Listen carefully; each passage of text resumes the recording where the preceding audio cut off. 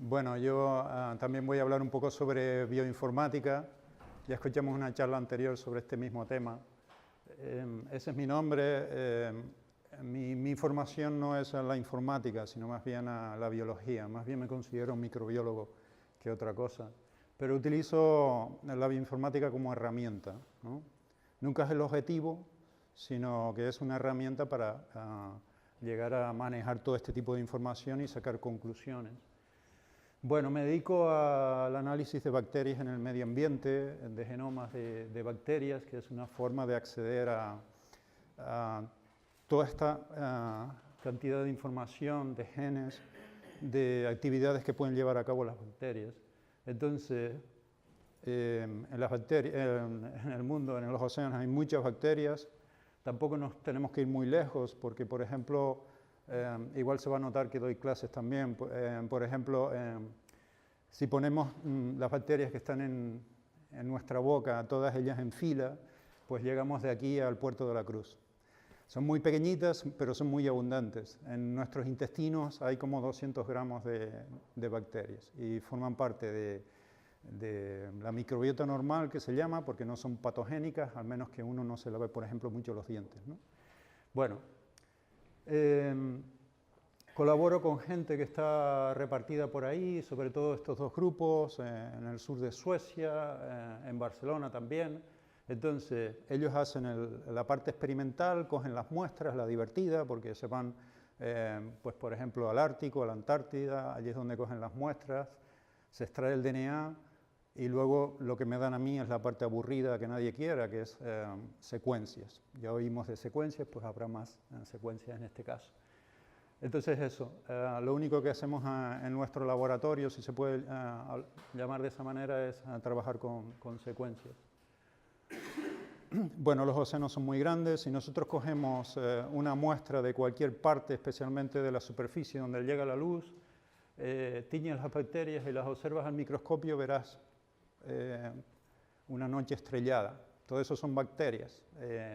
Lo que cabe en una cucharita, en 1 mililitro, una cucharita de café es más o menos 1 millón de bacterias, ¿no? Son muy pequeñas, no se ven. El agua está turbia cuando uno se va a bañar, pero esa no es la razón, porque las bacterias son pequeñitas.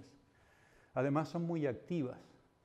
Si tenemos en cuenta el número que encontramos en 1 mililitro y lo multiplicamos por el volumen que hay en los océanos, llegamos a un número que es difícil de concebir, un número muy grande, ¿no? Con muchos ceros. 1,3 por 10 elevado a 29 bacterias en los océanos. Esa biomasa es mayor que la suma de todas las ballenas y de todos los peces, por ejemplo. Además, estos organismos son más activos que lo que pueden estar las células de las ballenas. Llevan a cabo procesos importantes. Utilizan la materia orgánica disuelta en el agua de mar, que es una inmensa cantidad de energía. Y las bacterias están en la base de la cadena trófica. Entonces, esta escala recoge el tamaño. Las bacterias están por aquí, son como de un tamaño menor de 2 micrómetros, que es una millonésima parte de metro, ¿no? Y luego si seguimos subiendo la escala, pues esa energía se transfiere a escalas superiores y al final arriba estarán los peces mayores y las ballenas también, ¿no? Además hay organismos fotosintéticos que están en la parte derecha. Sobre la mitad de la fijación de CO2 en la biosfera, en cualquier parte, ocurre en los océanos. Y no lo llevan a cabo las algas que uno ve pegadas a las rocas, sino que son los organismos fotosintéticos unicelulares los que no se ven. Bueno, el caso es que hay mucha actividad en los océanos que no se ve y nuestro objeto de estudio es analizar estas comunidades y los procesos que llevan a cabo. Por ejemplo, en esto hemos estado trabajando. El olor del mar se debe a la actividad de las bacterias. Hay un compuesto volátil que las bacterias utilizan en parte, o sea, utilizan un compuesto que sintetiza el fitoplancton, que son esos organismos que fijan esa gran cantidad de CO2. acumulan este otro que tiene un nombre largo y las bacterias utilizan una parte de ella. Luego se libera el sulfuro de dimetilo, que como tiene azufre, nosotros los olemos bien y en buena parte el olor del mar se debe a ese compuesto que liberan las bacterias. Bueno, el interés que tiene es el intercambio de azufre y además también las bacterias son capaces incluso de controlar el clima porque ese compuesto escapa a la atmósfera y ahí se oxida debido a la radiación ultravioleta. Se forman compuestos que son higroscópicos, que atraen el agua y así incrementan la densidad de las nubes. Entonces, estas bacterias que son tan pequeñas tienen esa capacidad de utilizar esa inmensa cantidad de energía que hay en los océanos y de regular el clima incluso. Entonces, estamos interesados en seguir la expresión de determinados genes que son claves en estos ciclos del azufre, del carbono, etc. Bueno, las bacterias también tienen un papel importante en la degradación de compuestos derivados del petróleo. Si comparamos el metabolismo de las bacterias con el metabolismo que nos encontramos en el músculo, por ejemplo, pues el de músculo es mucho más aburrido, es muy sencillo. Sin embargo, las bacterias pueden hacer todo tipo de cosas, como es, por ejemplo, degradar compuestos del petróleo, ¿no? Bueno, eso es biología. Y aquí viene la parte de secuencias de bioinformática, ¿no? Nosotros lo que queremos hacer es estudiar estas comunidades, qué tipo de genes y qué capacidades tienen estas bacterias, qué papel tienen estos ciclos del azufre, del carbono y demás. Entonces es una forma de acceder a esa información. Lo que se hace es esto. Analizar lo que se llama el metagenoma, que está ahí, el metagenoma. No el genoma, sino el metagenoma, que consiste en filtrar el agua y luego extraer el DNA de lo que queda sobre el filtro. Y luego se secuencia a saco, ¿no? Entonces tienes una mezcla de todo tipo de organismos. De esa manera puedes estudiar la comunidad, puedes saber qué tipos de organismos forman la comunidad, qué tipo de genes tienen. Se puede incluso ensamblar, ¿no? Antes estábamos hablando de ensamblar genomas. Se puede ensamblar, que es coger las piezas, ¿no? Que salen de la máquina, del secuenciador, y ensamblar genomas, ¿no? Si esta parte de aquí coincide con esta parte, pues entonces se puede ensamblar en una secuencia más larga. Y así vas caminando con la suerte, con la mala suerte en tu caso, de que no llegas a ensamblar el genoma completo. Los métodos de bioinformática se han ido sofisticando tanto que incluso se puede llegar a ensamblar un genoma de un metagenoma, ¿no? La comunidad es muy compleja, pero aún así, con el paso de tiempo, estos métodos se han ido puliendo de tal manera que incluso se puede ensamblar un genoma entero de una bacteria a través de esta complejidad, ¿no? Bueno, entonces, este es nuestro material de trabajo, ese es el formato FASTA que tú decías, el más sencillo. Y esa es la razón por la que en una base de datos como esta, GenBank, haya tantas secuencias. Hay un crecimiento exponencial desde los años 2000 en adelante. Esta gráfica lo hice hace un tiempo, pero ha ido creciendo, con un crecimiento exponencial casi. Ya está llegando ahí, parece que va a alcanzar el plató, pero no, sigue subiendo, ¿no? Entonces los números son gigantes. Claro, como decía él, hay dispositivos como el Minion que te permite secuenciar en la biblioteca del departamento, ¿no? Tal cual.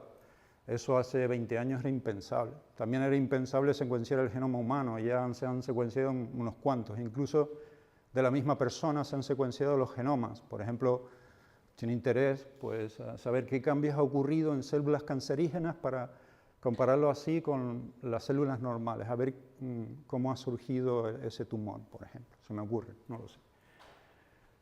Estábamos hablando de patógenos, ese Streptococcus agalactiae, ¿no? Es un patógeno importante. Una de las pruebas que se le hace, también se va a notar que soy profesor, una de las pruebas que se les hace a las embarazadas es esa. Se intenta detectar Streptococcus agalactiae porque la madre durante el parto puede transmitir ese posible patógeno al recién nacido y puede provocar incluso meningitis, una enfermedad muy seria. Entonces, esas son las razones básicamente por las que se secuencia tanto, ¿no? Con el tiempo, todas estas compañías que él mencionó, un par de ellas, compiten unas con otras con la idea de sacar cada vez secuenciadores que funcionen mejor y que sean más baratos, ¿no? Y por eso las bases de datos se han ido incrementando tanto con el tiempo. Bueno, entonces, ese es nuestro material de trabajo, ese es el gen, ahí está codificada la información necesaria para una proteína a partir de ese gen. Y esa proteína puede llevar a cabo una de esas reacciones importantes en esos ciclos de los elementos que hace que, por ejemplo, nosotros podamos oler el DMS y luego tenga ese impacto en el clima local donde se produce más de este compuesto, por ejemplo, ¿no? Entonces, cuando solo tienes una secuencia como esa, que es un gen en formato FASTA, pues uno se puede llevar el código genético, que es eso, y dices, bueno, el primer triplete es ATG, ¿no? Que codifica una metionina, el aminoácido. Pues te abres un documento de Word y... Ahora no me...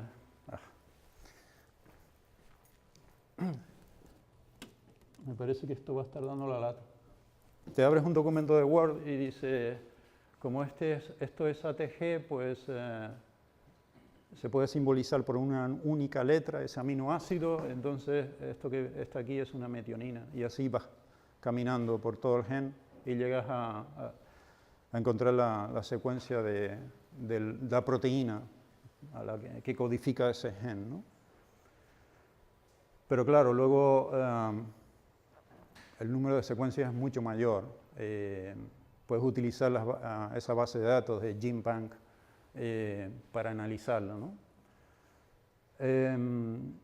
Tenemos nuestras secuencias de estas campañas de la Antártida, del Ártico, de la costa de Barcelona, del mar Báltico, pero también muchas veces lo que hacemos es pedir prestado, o sea, secuencias de campañas tan grandes como esta, que es una campaña francesa, pero donde también participaron españoles, ¿no?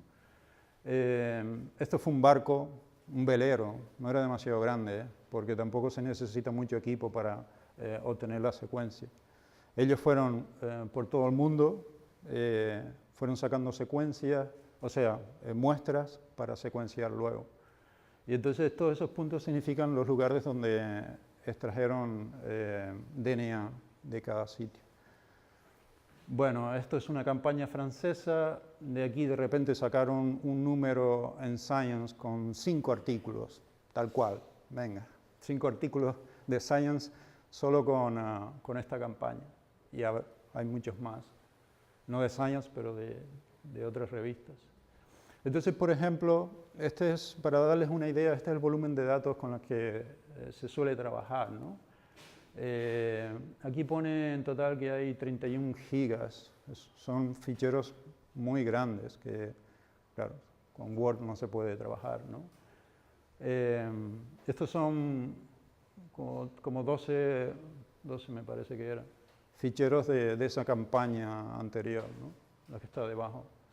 Bueno, también hay una versión española que no deja de ser importante por eso, pero el caso es que tampoco compiten, de hecho colaboramos mucho. Es que en este caso lo que se hizo fue, si en el anterior se extrajo DNA de la superficie, en esta española lo que se hizo fue extraer DNA desde la superficie hasta 5.000, 6.000 metros. Entonces se tenían perfiles de profundidad.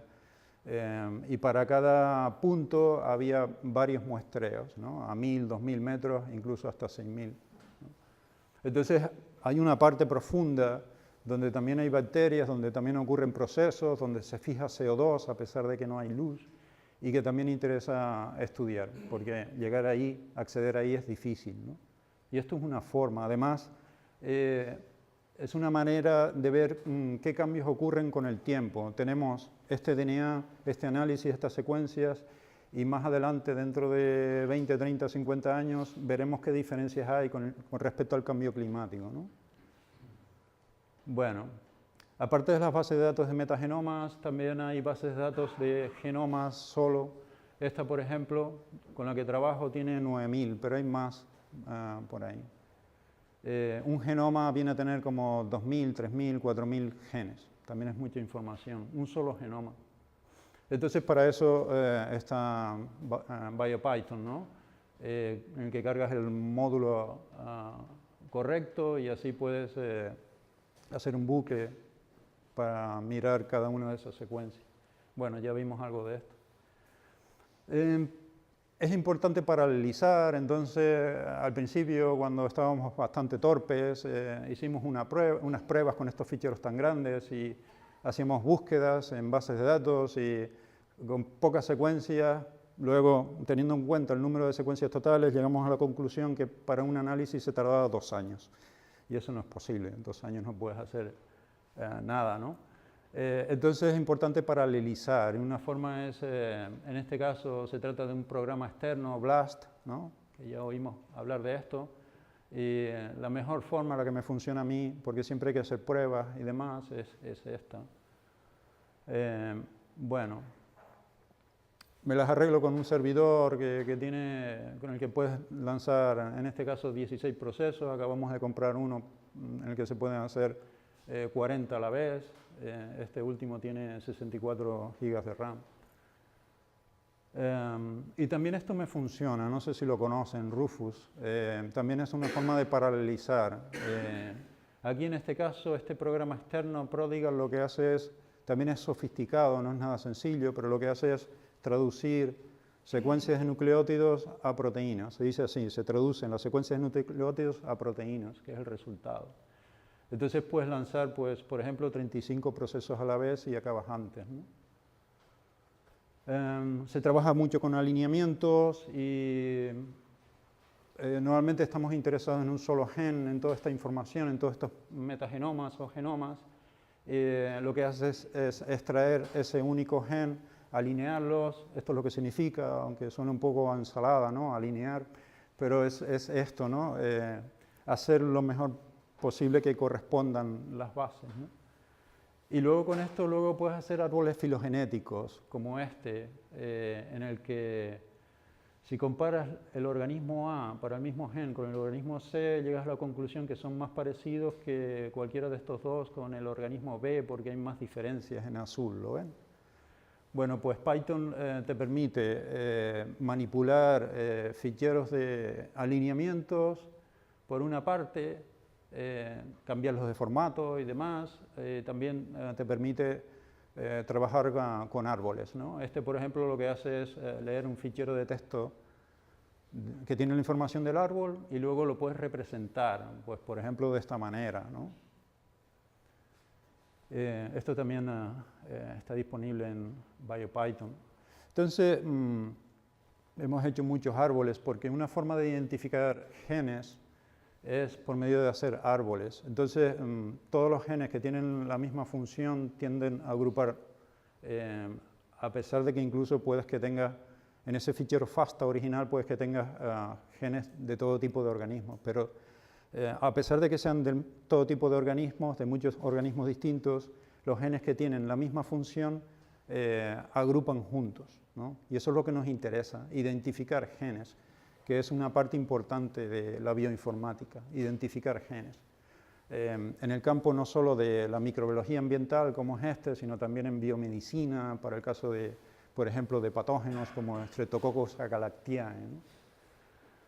Esto es de un manuscrito en el que estamos trabajando, que ya hemos enviado, tuvimos las revisiones y lo enviaremos seguramente la próxima semana.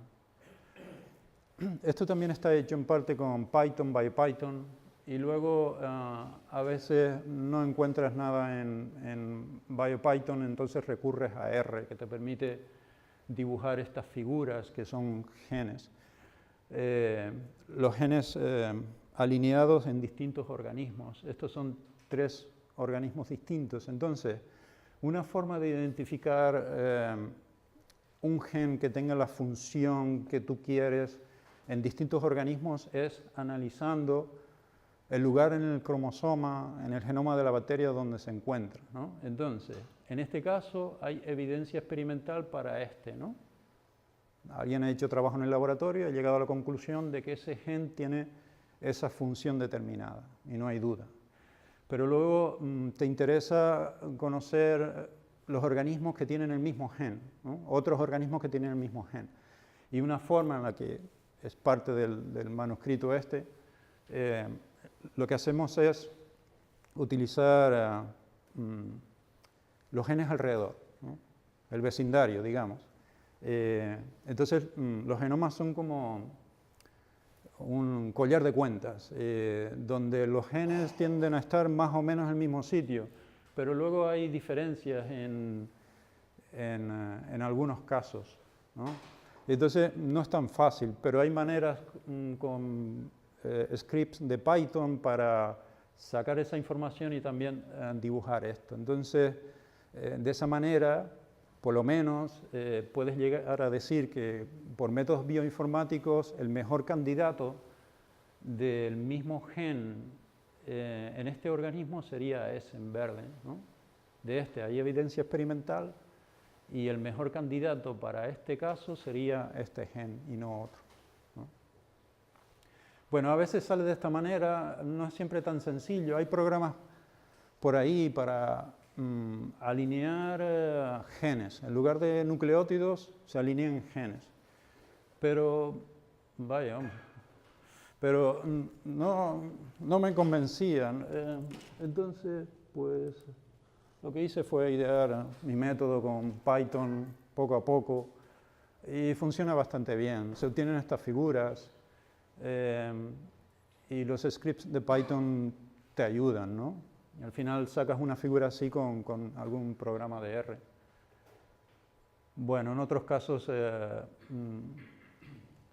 se complica porque hay bacterias que, según te vas alejando más de aquella para la que hay evidencia experimental, pues no se conservan tanto las posiciones de los genes, pero más o menos se intuye que es la misma zona del genoma.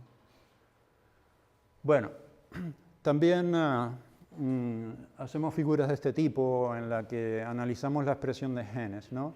Se trata de diseñar una buena base de datos con un gen que tú quieres y luego analizar la expresión. Así, por ejemplo, en este caso, pues robamos metagenomas de un muestreo que se hizo en la costa de California, en la que había una boya que automáticamente cogía muestras cada 2 horas, se extraía el DNA automáticamente y luego ese DNA se secuencia, ¿no? Alguien va allí a la boya, coge el DNA y así tienes como un perfil de expresión a lo largo de varios días, ¿no? 2 o 3 días. Esto que se ve aquí es la intensidad de la luz y entonces, por ejemplo, se ve que este gen en azul se expresa más al principio de la noche y luego se apaga, ¿no? Con el día y el siguiente. Hay un poco de ruido, pero el perfil se intuye, ¿no? Siempre hay un poco de ruido de fondo. Bueno, entonces, no sé cuánto tiempo queda. ¿A qué hora se suponía que acababa? Ah. Entonces, también doy clases, ¿no? Y cuando estás dando clases de un máster, pues puedes jugar un poco y yo no sabía nada de Arduino, no sé si hay algún experto por aquí, pero sabemos lo que es Arduino, ¿no? Es hardware libre, básicamente. Esto está hecho en mi casa, así lo veían los niños, pero luego está el Fortnite. Le hacen un buen caso unos segundos y luego se te van. Por eso lo llevo a casa, además, porque puedes seguir esto, porque lo haces para seguir, en este caso, el cambio de pH durante 2 días. Bueno, la idea es que para el curso del máster que empieza dentro de 2 semanas, pues hacer una pequeña demostración, ¿no? Con la placa de Arduino, que es esta de aquí, y ese frasco que está en la ventana, a la que al que le puse nutrientes, nitrógeno y fósforo, y eso lo que hace es provocar una proliferación de algas, esas algas unicelulares, que porque añades tanto ya se empieza a ver turbio, ¿no? Bueno, pues empiezas por ver esa ventanita donde van saliendo los datos, ¿no? Después de cargar el programa, el script que viene con la placa de Arduino y demás. Entonces, de la placa de Arduino hay una sonda que va al frasco, ¿no? Que es un pHímetro, que mide el pH, la acidez, ¿no? Y entonces va midiendo cada segundo. Y la idea es ver qué pasa a lo largo del día y la noche, ¿no? ¿Qué cambios ocurren? Bueno, ese es el aspecto de la ventana. Cuando ves eso te alegras porque es algo complicado de montar, pero luego ves el resultado, ¿no? Va saliendo, el pH está por aquí, es el tercer número, la fecha y la hora. Bueno, tiene otros sensores de oxígeno, por ejemplo, pero este es el pH, poco alto. Bueno, entonces con Python encuentras que puedes leer del puerto en serie. Esa información que va saliendo la puedes guardar en el ordenador y luego puedes hacer este tipo de cosas con las librerías de Matplotlib. Algo que tiene que ver con el cambio climático también. Entonces, hemos oído que con el cambio climático el océano se está acidificando, ¿sí o no? Sí.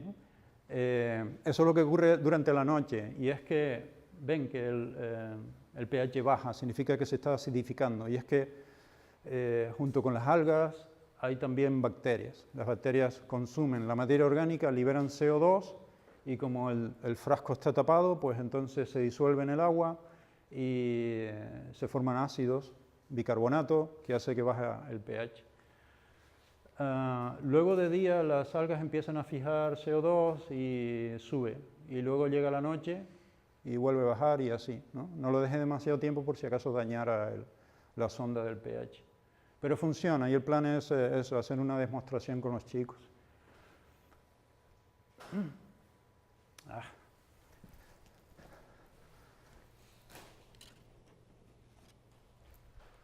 Tengo más juguetitos de estos. Esto también implica bioinformática y por eso lo muestro. El caso es que hay una proteína que tiene más de la mitad de las bacterias en el océano que funciona como un panel solar, obtienen la luz, la energía de la luz y luego la pueden utilizar, ¿no? No hay mucha hay materia orgánica, pero las bacterias están compitiendo unas con otras, entonces es ventajoso tener energía extra de la luz, ¿no? Con esta especie de paneles solares. Bueno, pues esto es luz verde y hay una razón de ser. Aquí están los tubos, uno está tapado, el otro no, porque estaba haciendo pruebas en el laboratorio a ver si funcionaba.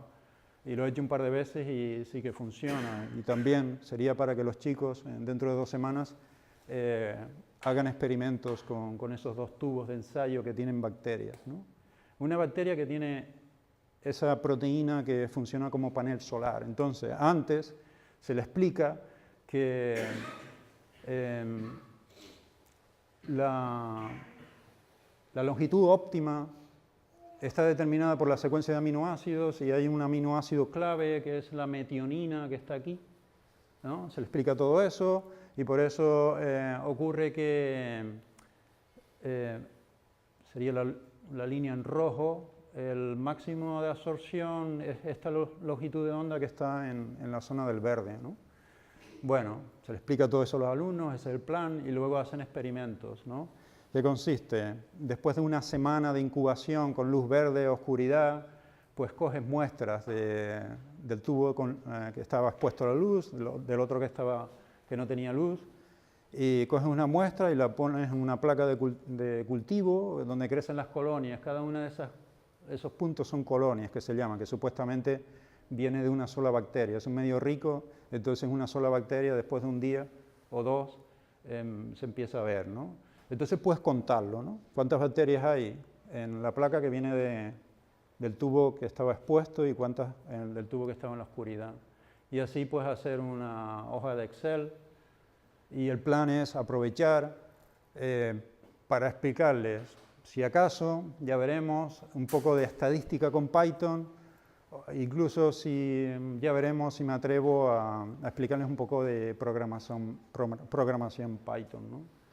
Pero bueno, he estado jugando, hicimos un programa primero en R para hacer una nova y luego también en Python se puede hacer, ¿no? Es una versión en R, otra en ANOVA. Y hay veces que también preparo unas prácticas que se hacen en el aula con el ordenador, y entonces hago páginas que, por ejemplo, en este caso se me ocurre que ellos podrían poner los datos que les salen y la aplicación haría la ANOVA para obtener los resultados. Entonces, yo creo que es bueno familiarizarlos con cosas de programación, pero sobre todo cosas de estadística, ¿no? Aprovechar con un caso especial de datos que ellos han obtenido y así pues se sienten más cercanos a esos números, ¿no? Bueno, también esto es el resultado del script. Y bueno. Bueno, a veces doy clases de bioinformática, básica la mayor parte de las veces, algunas un poco más sofisticadas, pero siempre me gusta explicar la base de todo. Entonces, a veces la bioinformática funciona de una manera que tú tienes los datos al principio, las secuencias, y luego pasa por una zona oscura, y luego te salen los resultados y no tienes ni idea de qué pasó ahí, ¿no? Pero me gusta explicar y entender cómo funcionan las cosas. Por ejemplo, ese programa BLAST que tú mencionabas es un método heurístico, ¿no? Son muchas secuencias y tienes que hacerlo cuanto antes, ¿no? Por el camino pierdes cosas, pero no hay otra manera. Esto de Smith-Waterman es de un artículo de los años 80 en el que diseñan este método para alinear secuencias, ¿no? Entonces, uno lo puede hacer con Python inmediatamente. Puedes inventarte estas secuencias y el resultado de esas pocas líneas es este. Pero luego está la explicación, que no sé si tengo tiempo, es como un juego mental. Entonces, la gente que programa inmediatamente empieza a pensar cómo hacer esto en Python o lo que sea, ¿no? Tengo una página donde se describe el método, pero es una matriz. Se trata de conseguir el número más alto posible. Entonces hay unos parámetros que uno establece al principio, que si hay una coincidencia, entonces 1, si no coinciden, -3, hay una penalización. Y si hay un salto, porque la secuencia se tiene que abrir, para que el número sea el más alto posible, entonces hay una penalización mayor, ¿no? Eso significa que se trata de dos organismos que hace un tiempo, un siglo, 1000 años, pues debido a una mutación se perdió una base o se ganó otra. Entonces hay una inserción de una base. No hay que olvidar que esto siempre es un modelo, ¿no? Uno puede modelar lo que pudo haber ocurrido, pero en realidad no sabes, ¿no? Todos estos métodos de bioinformática, los árboles filogenéticos, son modelos, básicamente. Los modelos siempre se han ido sofisticando, pero no dejan de serlo. En realidad uno no tiene el ancestro. Bueno, entonces es una matriz. Primero empecé con una hoja de Excel a ver cómo hacerla y con una secuencia muy sencilla. Lo que se hace es rellenar la primera columna y la primera celda. Si hay una coincidencia, se pone un 1 y 0 si no hay coincidencia. Luego, ¿qué pasa con las demás celdas? Pues cuando corresponden pones un 1 más el valor de la celda anterior. Aquí no coinciden, entonces se pone un 0, porque cuando no coinciden luego tienes un problema, tienes que decidir. Tienes que decidir entre 3 números. Sería -3 más el valor anterior, ¿no? -3 más 1, sigue siendo negativo. O bien decides que hay un salto, entonces la penalización es mayor, que sería -4 aquí, ¿vale? Tanto en un caso como en otro. -4 más el valor anterior en la fila, que sería esto, o -4 más el valor anterior en la columna. Son 3 casos distintos. Si todo sale negativo, entonces pones un 0, que es este caso. ese es el algoritmo del método de Smith-Waterman para alinear secuencias y es la base de todo, de los programas para hacer BLAST, ¿no? BLAST es un método heurístico, pero es más rápido la razón es que es más rápido que el Smith-Waterman, que es exhaustivo. O para obtener un árbol lo primero es alinear, ¿no? Bueno, entonces vas rellenando los huecos y luego también aquí hay tomas de decisiones porque buscas el valor más alto y luego sigues el camino hacia atrás con el valor más alto, ¿no? En lugar de ir hacia arriba o hacia la izquierda, sigues la diagonal que siempre es mejor. Y luego aquí hay un salto, porque no queda otro remedio. Y sigues por aquí hasta el final y obtienes ese alineamiento. Bueno, y con esto tan básico, pues, que me parece importante entender y que los alumnos entiendan, si tengo tiempo, cuando doy alguna clase de bioinformática, saco esto y ahora está mejor preparadito, pues seguramente lo haré en la próxima vez. Y con eso, pues, acabo.